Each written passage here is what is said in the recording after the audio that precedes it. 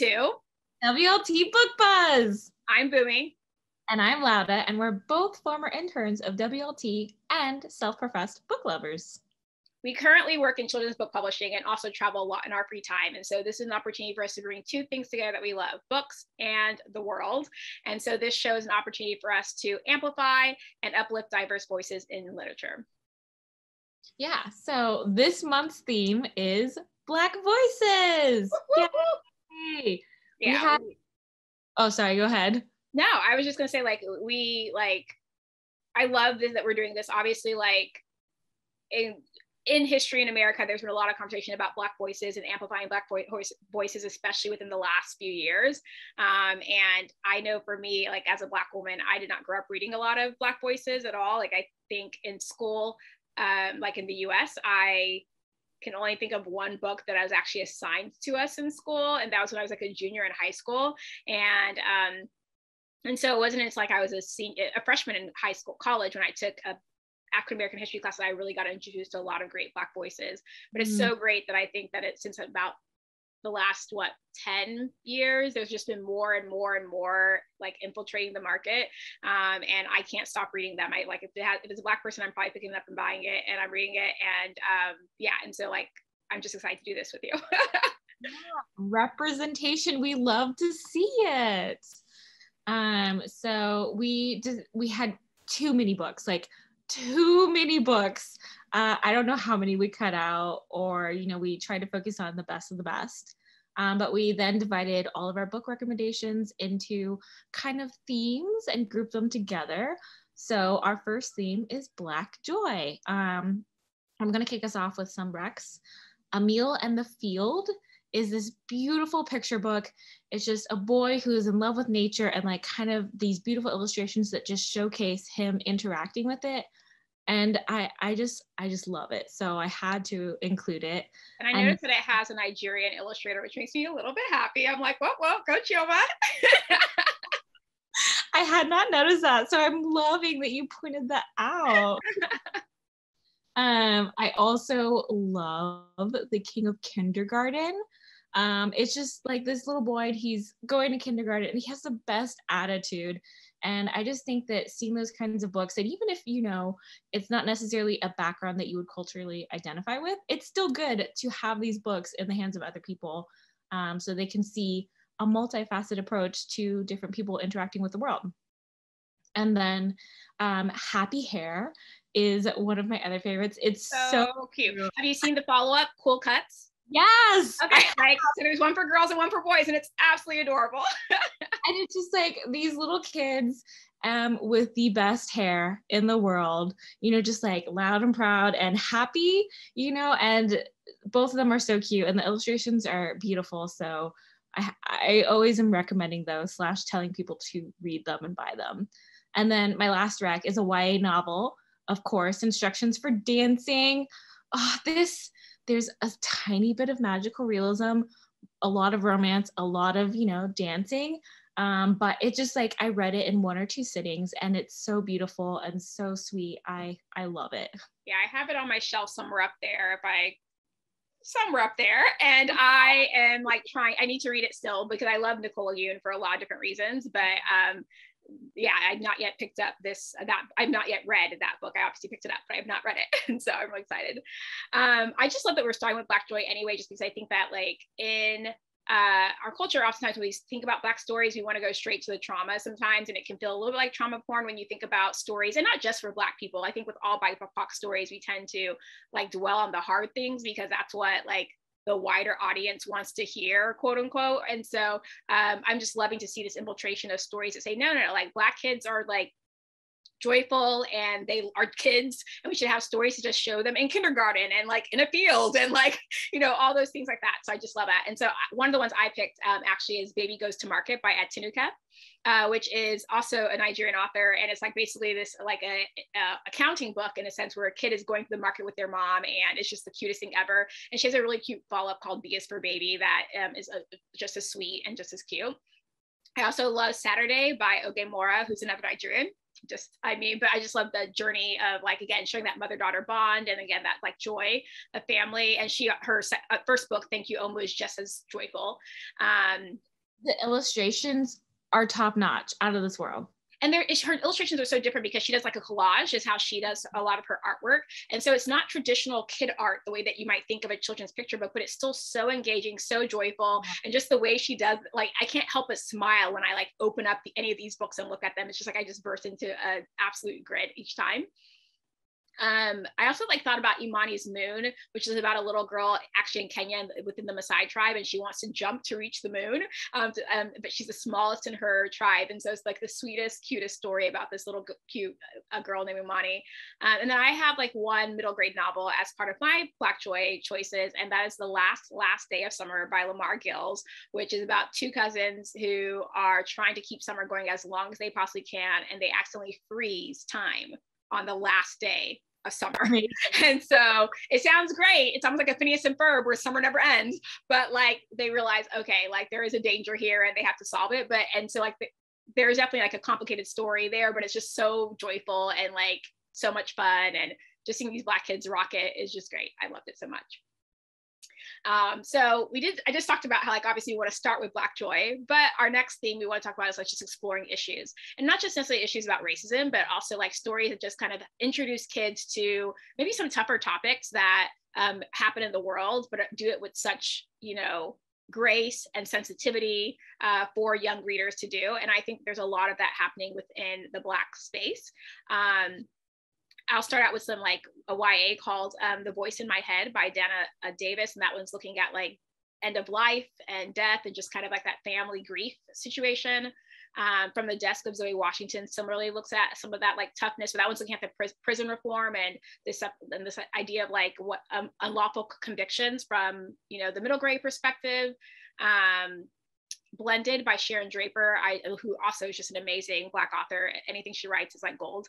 But like, that one looked a lot into that racism, but also a blended family, being biracial, which a lot of times when you're biracial, your default is Black. People see you as Black, but you're like, but I also have something else. Like, how do I identify? And so I love the way she explores that. And then two others that I want to mention that are also middle grade is Isaiah Dunn is My Hero and Playing the Cards You're Dealt. And both those actually deal with alcoholism within parents. And so in both cases, the kids are really young. One's 5th grade, one I think is like in 6th grade. And like, they don't get it. They're still too young to fully understand, like, what does it mean for my parent to be an alcoholic? But they're starting to like sort of get the picture that something's not right here. And so it's really cool to see how these authors dealt with the situation, but also brought in other stuff like Isaiah Dunn as a writer and Playing the Cards You Dealt. There's Spades, which is a Black game in America like none other, So like, it's really cool how they're able to like tackle these tough issues while also like bringing so much joy to the story. Actually, both of them are such beautiful books at the same time. No, that's amazing. I have one picture book that I think, highlights kind of like conservation and, saving the planet, and it's called Rocket Cleans Up. It's very cute, but also has a lot of facts in it, and it kind of like brings it to life in the sense of it's this little Black girl, trying to figure out like what is going on in the planet and like what she can do to like better keep our planet together. So I thought, that's a very interesting book to see on kid level. And I have Rocket behind me, actually. Yeah. That is a drawing of her. And because I read her first book, Rocket Looks Up, which is about space. And so that's a little print that I got. That's her in her spacesuit. So the series continues and she's great, honestly. Awesome. I can't wait to read more. You should. And then I have 3 young adult novels. This Is My America by Kim Johnson and Dear Martin by Nick Stone kind of do along the lines of really examining racial injustice in the US. And I think they do it from a very fresh perspective, and they're very nuanced and they're not heavy-handed. And I feel like I learned a lot reading them. And then tangentially related is On the Come Up by Angie Thomas, which I kind of loved more than The Hate You Give, which I feel like is controversial, but it's just, like figuring out your place in the world, but also kind of like looking at the obstacles that are placed in your path, A, because of your race, or B, because of your gender. Yeah. I have not read This Is My America, although I have it and I've been meaning to read it, but I have read Dear Martin, and I remember reading it on MLK weekend. Like I went to the store, bought it, and read it in one sitting because it was just that good. And then same with On the Come Up. I kind of think I might like it more than The Hate U Give as well. And it's not because, like, no shade to The Hate U Give. I think that's a beautiful novel, but I think there is something that was so immediate about where The Hate U Give came from, while the On the Come Up just felt like a little bit more universally timeless in some way and universally relatable, especially as you see this teenage girl try to figure out her space in the world. And I just really loved it a lot. Yeah. But yeah, I mean, I guess like those are all talking about like current issues and things that like kids today would care about.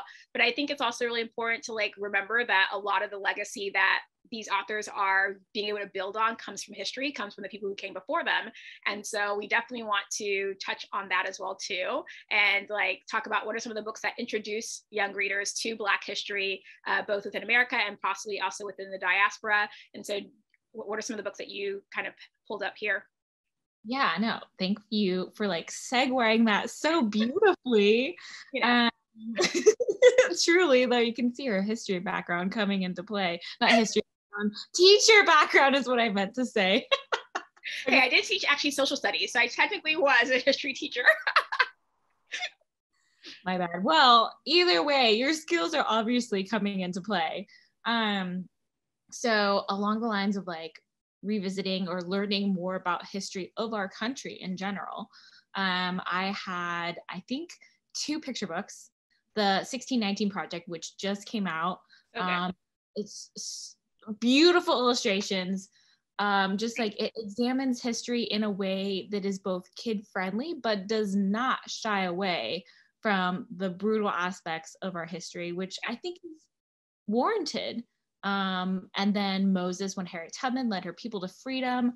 Kadir Nelson, to me, who is the illustrator, can do no wrong. No, he have, you know, everything should be illustrated by Kadir Nelson, except for there's a lot of other really good illustrators. But anything that has Kadir Nelson signed up, I'm 1000% reading it, looking at it, because it's just so beautiful. Yeah. And I actually tell people the author of the Moses book, Carol Boston Weatherford, is someone that I oftentimes recommend when people are looking for like books about Black history. I was like, just Google Carol. Anything she's written probably is touching on Black history in some way, and she does such a great job at always making it accessible, and but not, again, like you said, shying away from the legit hard parts of the story. I just, as far as like picture books, since we're on that, I was going to mention the book behind me, which is totally not planned actually. I just kind of happened to like sit in front, but like ABCs of Black History was a great book. It like literally goes through A to Z. It's about a 48 plus page book. So like, it's not even like it's just one page per letter. It like really does offer you some really great depth, and like, and it's not just like A is for apple or A is for, you know, blah, blah, blah. It really does like explain what some of these words mean. Like Q is for queen and includes like Beyonce, and, you know, like it's like really fun in that way, that just kind of like brings us full circle around that. And then another one, the picture book, is What Do You Do with a Voice Like That, which is about Shirley Chisholm, who was one of the first Black congresswomen in America, and just kind of like her story and that like power that she had to be the leader there. I know that we also love like middle grade because that's our thing, and there's some really good books in this range too. What's one of your favorites in this category? I would say I grew up reading Christopher Paul Curtis, who is a staple. And still writing. Still writing, and you know, but I remember reading The Watsons Go to Birmingham, 1963, and it like making me sit and think, just because, at least from my perspective, it was an aspect of history that I had never really had to deal with, or I didn't have like any personal ramifications. And that really got me out of my own mindset. And I'm very thankful that I was able to read books like that. And that it's still today, it's still a book that I love to recommend. Yeah, I thought of One Crazy Summer by Rita Williams Garcia. It's a trilogy actually, but the first one especially, I think, really hits home. And like, it's about some sisters who are in California. They meet, you know, the Black Panther group and kind of learn more about, and I did not know anything about them. I think I was kind of taught that they were militant and, you know, and this whole idea. And that's what I kind of like remember from classes and from school. And so to see like they were the ones who actually started the free lunch program in America for the most part, like some of the things that they did to really build into the Black community was just so cool. And so it was great to see this from a kid's point of view. And then like going even further, another classic, since you're talking about Crystal Walk Curtis, Roll of Thunder, Hear My Cry by Mildred D. Taylor, which I know is a classic, but I just read it recently, actually. And I was blown away. I feel like there's very few books that are written about the Reconstruction period in America, and that's set in that time period. And there's a whole series that kind of follows the entire family through different time periods. And then just like as another nod, Stella by Starlight by Sharon M. Draper. I know I mentioned her earlier, but like, again, going through that time period where like, things were tough, but it was like, it was also like, you could see the power and the resilience and just the hope that remains within Black culture, regardless of the tough things that they're going through. And I know that, you know, we kind of wanted to end our theme of recommendations along the lines of, you know, like empowerment and confidence, in the sense of like books that are just like uplifting, or kind of like looking at history or, you know, the perspective, but like doing it from like a way that is all about confidence and, you know, like building blocks for like striving for success. I don't know if I phrased that very well, but you know, we have definitely Rex on that end. Bunmi, if you want to kick us off. Yeah, sure. One of my favorites, honestly, that I think every Black child should have, and even like non-Black kids as well too, because Black books are not just for Black people, just FYI. But No. but like this affirms Blackness like none other, and it's called Black is a Rainbow Color by Angela Joy. And what I love about it so much is it goes through all the way, like what does Black really mean? And I think a lot of times as a kid, like Black is associated with negative things, and this is a book that's like, no, Black is full of color, and it's like and full of so much to give us and to represent. Another one that I would love to mention is Your Name is a Song. And I'm, as a person who has a name that people struggled with growing up and still struggle with as an adult, I mean, I sometimes had moments of self-consciousness about my name, except I have no English names or no English variation of my name, so I kind of just had to deal with it. And so this song kind of reminds that every name is a song, and your name is also this beautiful rhythm and joyous, you know, thing that's you, that represents you. And then one last picture book, because I can't like not mention this one, is When We Say Black Lives Matter, which actually, if I remember correctly, comes from an Australian author, and then was brought to the US as well too. But there's been a lot of feelings about Black Lives Matter in this country, and I think what this does is like explain like this is what on the base level we mean. It means that Black people matter. It means that they deserve this. It means that they do that. It's like, who cares about all the other things you want to think about on the political spectrum? As a kid, what does it mean when we say Black Lives Matter? As a human, what does it mean? And it means that you matter. And I just think that that's, it was just a beautiful, beautiful book. Yeah. And I know that I have like a slew of picture book recommendations. I just feel like, you know, like anything that you put into the hands of a child, you know, whether that is something that represents them or something that will bring them more knowledge and background about another group of people. You know, Who Will You Be by Andrea Pippins is just like this beautifully illustrated book, you know, about like all of the great things that you can accomplish. It's very, you know, like not metaphorical, but in the sense of like, you came from here, you're destined for greatness. It's very like confidence boosting, uplifting. And I think it's good for anyone. I also like I Am Every Good Thing by Derek Barnes. Very similar in the sense of like, the art is so great, but it's, you know, very uplifting, and it's like here to build you up and to tell you that you have value as a person. And I think that like kids always need that. And then I love Solwi, you know, it's the illustrations, Vashti Harrison, Longo telling her story about her Black skin, and just having that kind of book on a shelf for kids who it represents, but then also for kids to like kind of get in the mind's eye of someone who's different from them, and just showcasing how beautiful a diverse array of backgrounds and people truly is. Yeah, so, I think I might have cried reading that book because, hey, I basically looked like Soleil growing up. And so, and I think I might have cried when I read it. So great to see, you know, these kinds of books coming into the world so that everyone can have a little bit of themselves represented. It's very important to be able to see yourself. And then, you know, a middle grade rec that is also at times it was a little bit hard to read just because of some of the things she was going through, but Piecing Me Together by Renee Watson, I probably cried while reading this just because like there were aspects of it that even if I haven't necessarily gone through that myself, the way that she wrote about it was so grounded and you could see exactly what she was going through in her mindset and her struggles that I just was like literally put into the story. Yeah, that one, I mean, Renee Watson's another person who I think can do no wrong. Like I've yet to read anything that's a person I don't love. And I literally have read everything she's written basically. And this one was one of my favorites. Like I think it was the first book I read of hers, and it just, but similar to you, I just fell so in love with the character, but also that reminder of even when you're going through hard things, what is like to build yourself up. And you can just see that character doing that throughout this entire book. And it was just so beautiful on so many levels. So yeah.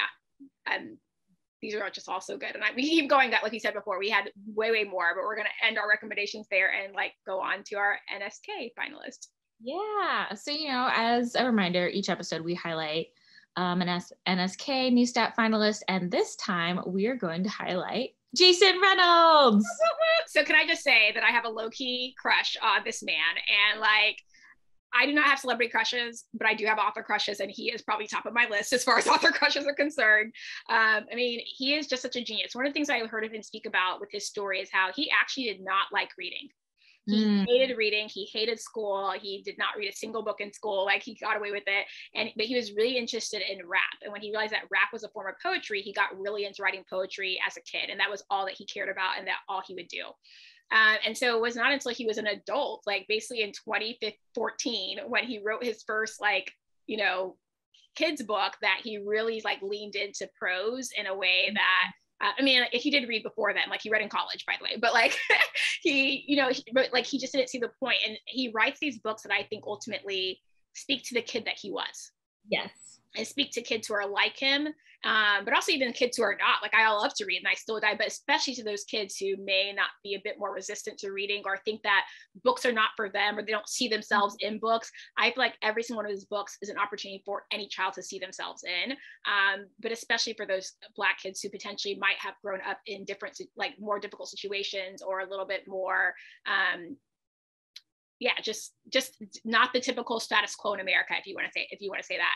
And all of his books are also based on stories from his own life to some degree, where they have a thread of truth or thread of inspiration from something in his own life. I've read almost everything of his, or at least I claim I have. It's probably a lie. I'm pretty sure there's like some, but he writes middle grade, he writes YA, and he's actually working on his first adult novel apparently right now. And so can't wait to read more. And a few of his books that definitely you should check out is the Track series, which is a 4-book. There's Ghost, Patina, Sunny, and Lou. And Ghost was a National Book Award finalist actually.